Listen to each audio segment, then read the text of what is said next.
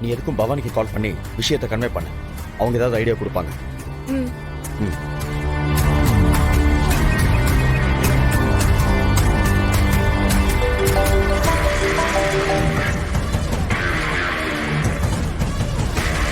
மித்ரா என்னாச்சு? அந்த ஆதி ஆபீஸ்ல இருந்து கிளம்பிட்டானா? இல்ல மேடம், அது விஷயமா தான் உங்களுக்கு கால் பண்ணேன். ஆபீஸ்ல இருக்கிற ஸ்டாஃப்ஸ் எல்லாம் கூட கிளம்ப ஆரம்பிச்சிட்டாங்க. ஆனா ஆதி இன்னும் கிளம்புற மாதிரியே தெரியல. ஷோ, எனக்கு என்ன பண்றதுன்னே தெரியல.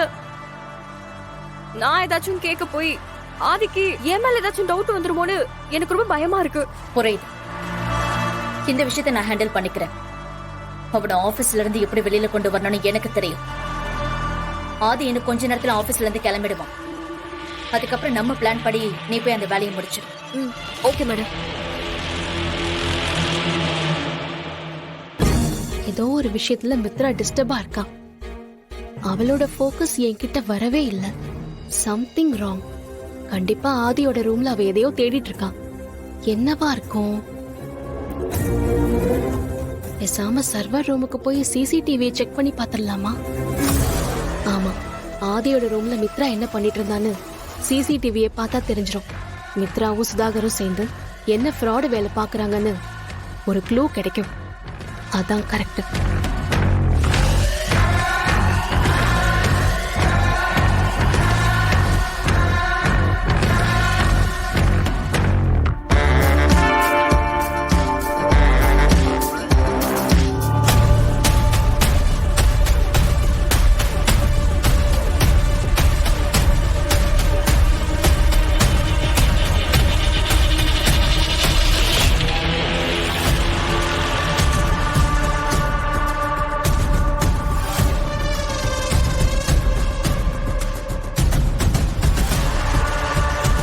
இதெல்லாம் வச்சு பார்த்தா மித்ரா ஆதியோட லேப்டாப் தான் தேடிட்டு இருக்கான்னு நினைக்கிறேன்.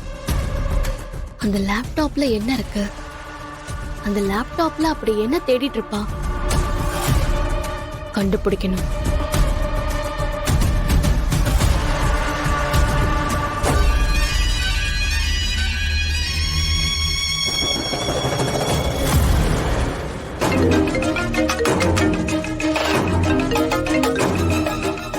சொல்லுங்க சித்தி. ஆதி, ஆதி எங்க இருக்க? ஆபீஸ்ல தான் சித்தி. என்னாச்சு, ஏன் ஒரு மாதிரியா பேசுறீங்க?